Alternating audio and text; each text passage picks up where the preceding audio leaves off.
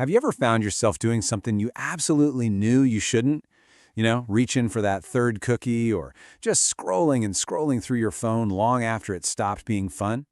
Well, this isn't some reflection on your character. Today, we're going to look at this as a mechanical problem. It's not about morality. It's about biology. It's about the wiring in your brain. And the good news? Mechanics can be understood. So we all have those moments where our willpower just seems to glitch, where our better judgment just kind of evaporates into thin air. We're going to explore why that feeling is so universal, and the answer probably isn't what you think it is. Let's be really clear about the premise for this whole explainer. If your willpower feels like it's broken, it's not you, it's your wiring. It's a predictable biological process that, once you understand it, you can actually learn to navigate. To start, we've got to deconstruct what a craving actually is because, well, most of us have the story completely wrong. The common belief, right, is that we crave things because we're chasing pleasure. We want that hit of dopamine. But the science shows something really different. More often than not, a craving is your brain's attempt to escape a state of discomfort. It's not really about feeling good, it's about stopping the feeling of bad. The mechanism behind all of this is called the opponent process theory. See, your brain is a balancing act. It's always working to maintain a state of equilibrium, what scientists call homeostasis. So when a powerful stimulus creates a strong emotional state, that's the A process, the brain doesn't just sit back and let it happen. It launches an opposing force, the B process, to pull everything back to neutral. I want you to think of your mood like a pendulum. A strong, positive stimulus, like a really sugary snack or a big win, pushes that pendulum way over to the side of pleasure. That's your A process. But your brain, which hates being off balance, immediately starts the B process, a powerful pushback in the opposite direction. The problem is, it doesn't just stop at neutral. It overcorrects, swinging you way past the center and into a state of discomfort or anxiety or even pain. And that's the crash.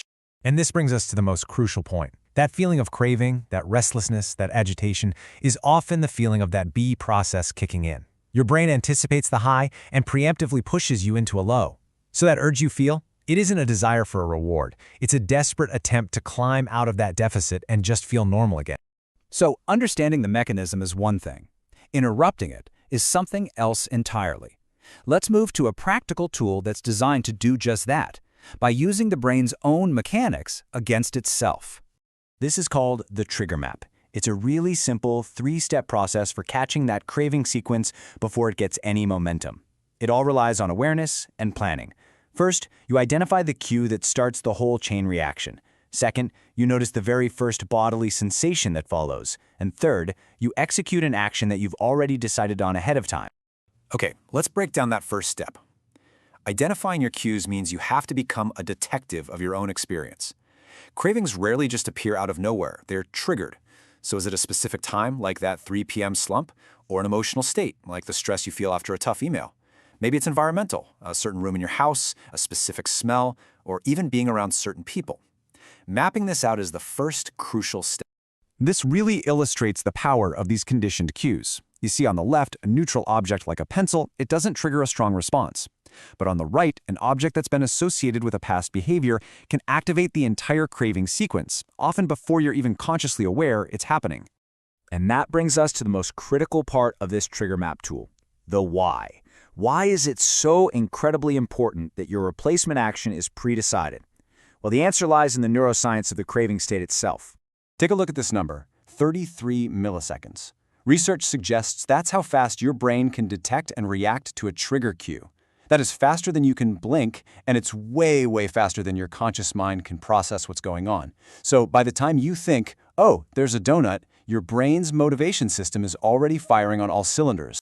And on top of that, the intense stress of a craving can trigger a state that's known as hypofrontality. Now, hypo just means low, and frontality refers to the prefrontal cortex, or PFC. That's the part of your brain responsible for logic, planning, and self-control. So, in a state of hypofrontality, your PFC effectively goes offline. The connection is just short-circuited. This is exactly why relying on willpower in the heat of the moment is like trying to use a map to navigate a storm after the map has already been blown out of your hands. You simply cannot reason your way out of a biological process that has actively bypassed your brain's reasoning center. And that's why a pre-decided automatic action is the only reliable tool you have. So let's bring all of this together. The goal here isn't to fight your biology, but to understand it and to work with it. It's about reframing this entire experience away from the idea of weakness and towards the idea of mechanics. This definition from the American Society of Addiction Medicine makes it crystal clear. Addiction, at its core, is a medical disease. It is not a moral issue. It's a complex interaction between our brain circuits, our genes, and our environment. And really, this framework applies to the entire spectrum of compulsive behaviors and cravings that we all face. So when you feel that urge, that restlessness, you can learn to see it for exactly what it is. It's a biological signal from your body. It's not an unbreakable command. It's just that B process swinging back. And because it's a predictable process, it's a process you can learn to navigate with some awareness and a plan. By looking at this mechanically, without any judgment, you create the space you need to make a different choice. Understanding the mechanism isn't just an academic exercise. It is the first, most essential step to building genuine strength.